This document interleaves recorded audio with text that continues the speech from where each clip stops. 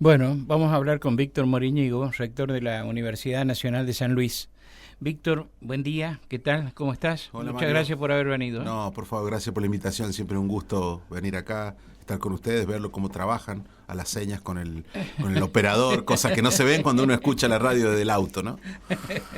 Este, ayer en el Senado prácticamente se ha reiterado en mi concepto el debate que hubo anteriormente cuando se trató el proyecto de ley. Bueno, estuviste entre quienes lo impulsaron, porque es el proyecto de ley que surgió de los rectores de las universidades nacionales, ¿no? Sí, justamente la estrategia de seguir insistiendo las vías institucionales de la presentación de la ley surgió aquí en San Luis en el mes de abril, cuando vinieron los rectores por el cambio de autoridad. Ahí se decidió en conjunto con el Frente Gremial y la FUA que íbamos a insistir con el mismo camino que no habíamos tenido éxito el año pasado. El año pasado llegamos a esta instancia, se vetó y luego no se ratificó el veto.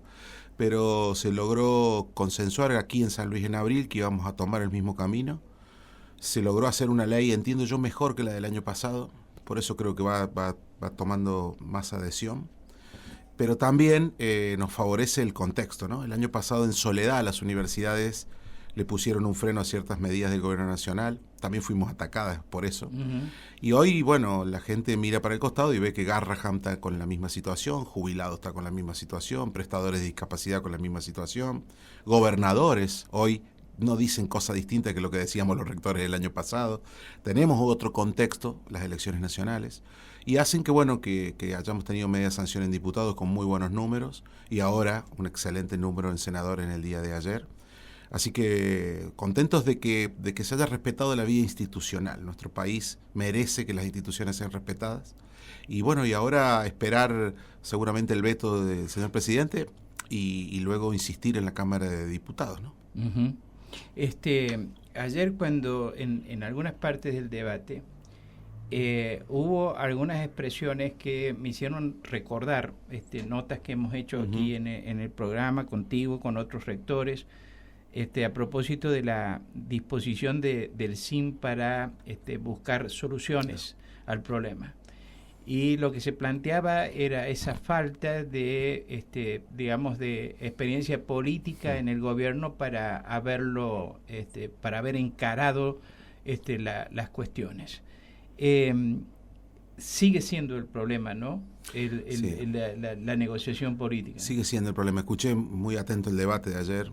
Hubo la totalidad de los senadores estuvo muy, muy bien. La verdad que tenés razón en lo que vos decís. Hay dos situaciones que son la causante de esto. Una, la inexperiencia política del gobierno, la poca expertise a la hora de tener resortes de solución que pueden evitar esto. Uno no sabe si lo hacen porque no entienden el funcionamiento del Estado, por las cuestiones ideológicas o por la suma de las dos cosas. Y hay otro tema que vamos a empezar a discutir, Mario, y que nosotros creo que nos faltó comunicar bien, que es el tema del daño que le hace al Estado Nacional, particularmente a las universidades, no tener presupuesto. Porque cuando uno dice no tenés presupuesto, la gente del otro lado puede escuchar, ¿y entonces cómo funcionan? Bueno, hay que decirlo mejor. Tenemos un presupuesto reconducido de hace 2 años atrás. Y los senadores ayer lo remarcaron muchísimo. Mucho, sí. Mucho. Mucho. De haber presupuesto no estaríamos tratando esto. Y estamos a las puertas de que se presente el del año que viene. Pero no basta en este país con presentarlo. Hay que militarlo, hay que tratarlo, y hay que tener los votos y hay que sacarlo o modificarlo. Bueno, 2 años consecutivos el gobierno no hizo eso. Y se quedó con toda la discrecionalidad. Entonces nos pasa que una tarde a la rural se le condonan millones y millones y millones de pesos y una tarde se decide no ayudar a las universidades nacionales. Esa es una discrecionalidad que no está contemplada en nuestra institucionalidad como país. Tiene que ir al presupuesto, tiene que ser votado por ambas cámaras, luego uno carga los créditos y lo va ejecutando, y después sí, más o menos paritaria y resortes que uno sabe de la administración. Nada de eso ha pasado en la Argentina, lo hemos naturalizado, lo hemos explicado mal, y yo creo que ahí está la causa. Inexperiencia, problemas en la gestión del gobierno y además no tener presupuesto. A propósito de esto, me parece que fue uno de los senadores por Chaco, que dice en un momento del debate, Resulta que el gobierno nos exige a nosotros, dice que cuando sancionemos un proyecto de ley que implique recursos, Digamos tenemos de que dónde. decir de dónde lo vamos a sacar. Y el gobierno no manda el presupuesto, por lo tanto no tenemos referencia de dónde sacarlo. Ahí voy. Nosotros lo hemos explicado mal, porque ese fue un argumento el año pasado, donde tampoco había presupuesto. Y decían, esto a nosotros nos hace salir del déficit, cero, porque ustedes nos dicen de dónde. Bueno, está muy claro para los que sabemos de ciencia económica, de contabilidad pública, que eso no opera cuando no hay presupuesto. Claro. Porque hay discrecionalidad, uno no sabe cuántos recursos se recaudan, uno no sabe cuántos gastos hay, porque uno está reconduciendo un presupuesto antiguo con una inflación argentina de 211% todo el 23, de 150 en todo el 24, de algunos 20 puntos en este año. Entonces no opera ese argumento que se dice del gobierno nacional y nadie refuta. Así que tiene totalmente razón ese senador. Claro, y Lustó dice en un momento también ayer que el gobierno tampoco dice, porque no tiene el presupuesto, de dónde saca los recursos que asigna a determinadas actividades. Claro, exactamente, porque la discrecionalidad opera de esa manera. Al no tener presupuesto, uno decide en soledad qué cuestiones fomenta y cuáles castiga. Fíjate que acá en la universidad podríamos haber hecho lo mismo, y mi decisión fue todo este año llevar una planilla de gastos al Consejo Superior. Nosotros íbamos y sometíamos lo que teníamos y lo aprobábamos entre todos, pudiéndolo hacer vía discrecional. Nosotros íbamos al Consejo Superior y decíamos, bueno, nos hemos puesto de acuerdo todos los decanos y ahora el Consejo para ir gastando en esto, porque uno tiene referencia. Tener presupuesto a uno le da tranquilidad, lo vota en conjunto y después es evaluado en función de lo que se ha aprobado como presupuesto. Así que realmente es navegar con una venda en los ojos, para todos, menos para el que tiene el poder de la lapicera. Y bueno, y de ahí sí aparecen cosas ideológicas, ¿no? Si los autos de alta gama no tienen impuestos y después los niños nuestros no pueden ir al Garraham a salvar sus vidas, deberán dar las explicaciones quienes piensan un país así. Yo soy de los que creen que está mal, ¿no? El presidente anticipó ayer que vetará nuevamente esta ley de financiamiento de las universidades. ¿Habrá esta vez, qué estimas? ¿Habrá esta vez los tercios necesarios para ratificar la ley?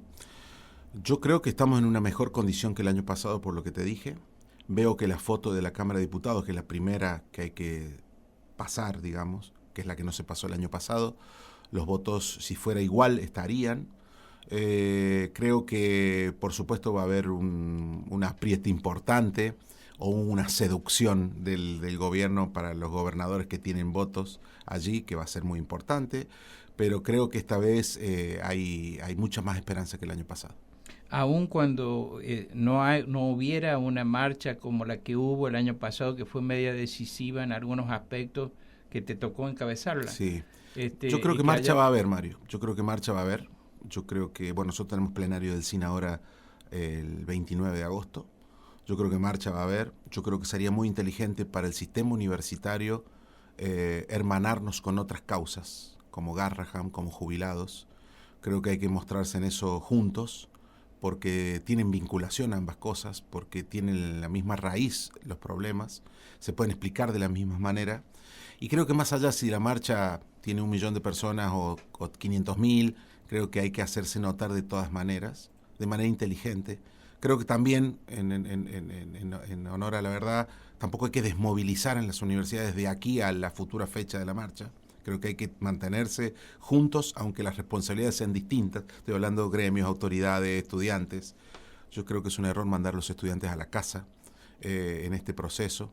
Y creo que esa marcha va a estar. Y aún estando esa marcha, ojalá con otras causas, creo que eso puede determinar un apoyo importante en la Cámara de Diputados, porque esto se va a definir por alguna abstención, por alguna ausencia, por muy pocos votos. Estoy hablando de diputados. Con lo que salió ayer de senadores, pasando diputados, senadores no va a haber sorpresas y van a ser positivas para la universidad. Claro, porque tendrían que ser demasiados los que cambien el sentido del voto. ¿Qué ha pasado, no? Sí, ¿Qué ha pasado? En este país ha pasado. Claro, pero veo, también es cierto, las personalidades que hay en la Cámara de Senadores, uno ve que son personas que por ahí no suelen hacer eso, ¿no? Yo ayer estando de acuerdo o no. Uno veía, por ejemplo, a Romero, Sí. que es una persona que tiene mucha experiencia. Sí. Me guste o no me guste lo que dice o cómo vota, Sí. yo no le veo ¿Y cómo lo dice? yendo en ese, y cómo lo dice. O, por ejemplo, Luis Juez, una persona que ha estado muy cercana al gobierno, pero en temas universitarios o temas de discapacidad ha sabido desmarcarse y ha puesto argumentos muy interesantes. Bueno, anoche en el debate por el Garrahan. Por ejemplo, claro, exactamente. También fue uno de los discursos fuertes que se produjeron. Víctor, por lo que dijiste recién, ¿crees que es un error político hacer paro en este momento en las universidades porque los chicos dejan de venir a la universidad? Lo dije en el Consejo Superior del último martes. Me parece que la universidad para los chicos de más de 18 años tiene estrategias o maneras o metodologías para recuperar ese tiempo perdido. De hecho, es un secreto a voces que acá muchos docentes siguen dando clase, ya sea desde la virtualidad o dejando trabajos o yendo a las metodologías del Classroom. O sea, para los chicos de 18 a 20 y pico que estudian en una facultad, el paro hoy ha dejado de ser un freno al acceso a la educación. Los profesores recuperan el tiempo o dan, lo sortean al paro, digamos, ¿no? Sí veo que es un dolor enorme en la escuela normal, el jardín maternal, un trastorno para los trabajadores, para los papás de los chicos, un problema familiar, dónde dejo a los chicos para ir a trabajar. Entonces me parece que ahí es donde nosotros dañamos a la sociedad que después le pedimos que acompañen. Entonces me parece que en ese sentido todo lo que se busca para visibilizar el problema universitario, lo visibilizamos haciéndole daño al otro. Y el otro te deja de acompañar en ese reclamo porque se vuelve sectorial, no nacional. Yo creo que deberíamos hacer un esfuerzo, incluso hasta por coordinar las medidas. Digo, si un gremio llama a paro y los otros dos no estamos coordinando nada. Digo, me parece que lo que tanto costó construir, esta cuestión de la unión entre el CIN, la FUA, los centros de estudiantes y los gremios, hay que hacer un pequeño esfuerzo y llegar hasta fin de año coordinados, entendiendo la diferencia, las responsabilidades distintas y demás, para que no desmovilicemos y que no le hagamos daño a la familia, a los chicos. Es muy difícil recuperar para un niño de primer grado, segundo grado, una semana entera. O para un chico de jardín volver a adaptarse, quedarse con la seño, es muy complicado también. Yo sé que los culpables no son los gremios, los culpables son un gobierno nacional que no está financiando, pero hay que seguir teniendo la empatía con el otro, porque es del otro el que vamos a necesitar que marche junto con nosotros. Uh-huh. El tema de la cuestión presupuestaria, ¿será uno de los hitos de tus recuerdos, digamos, del paso por el rectorado? Por la universidad, diría, ¿no? Porque, Ajá. bueno, mis anteriores funciones siempre tuvieron que ver con eso. Yo creo que si vos me preguntás 3 hitos en los cuales mi gestión se ha posado, ha sido el diálogo, el no romper lanzas con ninguno, incluso aguantándonos las merecidas críticas que seguramente se han hecho en estos 6 años, y bienvenido porque estamos en un ámbito universitario donde son válidas las críticas. El tema del orden presupuestario, esta universidad siempre fue previsible en eso. Uno puede cuestionar si en vez de 10 se otorgó 4, pero al menos hubo 4 y nunca tuvimos ningún inconveniente de orden administrativo. Siempre fue un orden en estos 6 años, pandemia de por medio. Yo inicié las gestiones con Mauricio Macri, presidente, viví los 4 años de Fernández, pandemia y Milei, o sea que tenemos un panorama de lo que pasó en este país los últimos 6 años. Y el tercer punto, yo creo que ha sido importante, Mario, en todo este tiempo, el equipo de trabajo que a uno lo acompaña, porque quienes se sientan en estos lugares no saben de todo, y uno descansa mucho en los funcionarios que uno tiene, y delega, y en eso ha sido muy importante. Y cuando digo eso, hablo de los secretarios, pero también de los decanos, que han compartido la visión de muchos temas, de muchos proyectos, y si no lo han compartido, han acompañado, entendiendo de que no había una solución mejor. Y yo creo que esa visión de universidad de los últimos 6 años ha sido la que nos ha llevado hasta acá en tiempos difíciles, y creo que humildemente estamos un escaloncito mejor que cuando la recibimos hace 6 años, y ojalá que las próximas gestiones sigan en esa tendencia. ¿Cómo crees que va a ser el desempeño de las universidades y de la Universidad Nacional de San Luis en el transcurso de los próximos meses, considerando esta situación actual y estas dificultades presupuestarias y políticas en que se desenvuelve con el gobierno nacional? Bueno, todo va a estar situado en función del resultado de la ley. Recuerda que el año pasado, cuando se acabó la esperanza institucional, empezamos a tener tomas de edificio y tuvimos un final de año complicado. Ojalá que eso sea positivo para que tengamos una actividad lo más normal posible en este cuatrimestre. Debo decirte que si por tercer año consecutivo no hay presupuesto sancionado, para las universidades va a ser una espada de Damocles tremenda, porque que esté el presupuesto reconducido quiere decir que a nosotros nos mandan el dinero sobre una planta de docentes y de no docentes hace 2 años y medio. Claro. Y a la gente, a los empleados, cuando vengo hasta acá, a ninguno le podemos explicar por qué su categoría no avanza, por qué su salario no aumenta, y es porque no hay presupuesto, y la gente no lo quiere entender, Mario, no lo quiere entender. No, o sea, ve la tele, ve todo lo que pasa, pero tiene esa esperanza que acá no.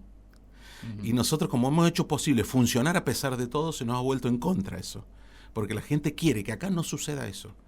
Y no podemos sostener lo que se hacía hace 3, 4 años atrás. Digo, nosotros por paritaria, por ejemplo, le mejorábamos la condición a la gente a razón de 4 o 5 paritarias por año y a razón de 30 o 40 personas por paritaria. O sea, nosotros teníamos un movimiento de casi 200, 300 personas por año. Y hoy estamos haciendo 1 o 2 paritarias al año y en cada paritaria se resuelve la situación de 20, 30 personas. Entonces, antes pasábamos a planta permanente 200 personas por año, hoy podemos hacerlo con 40. Y lo podemos hacer porque tenemos una buena administración, debería ser 0. Pero eso, la situación, la gente no lo lleva a lo particular. Todavía tiene esa cuestión de que pase todo lo que pasa en la tele, pero mi situación está salvada. Bueno, yo creo que si hay un tercer año sin presupuesto, la situación va a ser mucho más difícil para las universidades nacionales, mucho más difícil. Va a ser, diría, crítica para los próximos años, porque ya no se van a poder hacer ciertas cosas que hoy se están haciendo. Nosotros hemos llegado a tener obras de propia administración 6, 7, 10 obras a la vez. Hoy estamos teniendo 1 o 2 con nuestro propio presupuesto. Ya uno se olvidó del financiamiento de obras de externas. Digo, el tercer bloque aquí se pudo inaugurar con financiamiento de la Nación. De eso hace 2 años que no hay absolutamente nada.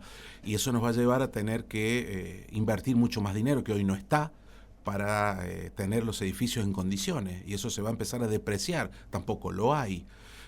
Así que bueno, la situación empieza a ser muy grave. No se puede aguantar 3 años con un presupuesto de hace 3 años atrás. Y eso va a ser realmente un verdadero problema. Una última pregunta, porque además ya me quedé sin tiempo.